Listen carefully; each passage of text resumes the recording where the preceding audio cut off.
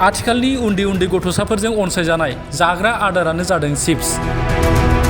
बुंनो थाङोब्ला गासै गथ'साफोरखौनो बे जाग्राखौ जानाय नुनो मोनो।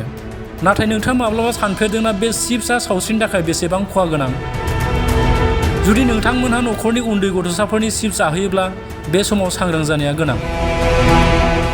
चिप्स जाग्राफोरनि थाखाय बे मोनसे गिदिर खौरां। चिप्स जानानै सा 14 फरायसाफोरा सावस्रिनि जेंनायाव गोग्लैनांदों।